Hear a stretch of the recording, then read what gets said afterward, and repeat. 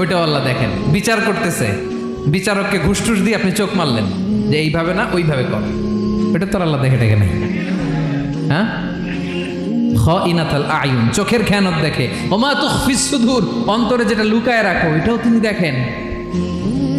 এজন্য আল্লাহ বলেন 6 নম্বর কথা হচ্ছে ইয়ালামু মা বাইনা আইদিহিম ওয়া মা খালফাহুম, সামনে পেছনে যা ঘটে সব জানে কে? কথা ক্লিয়ার?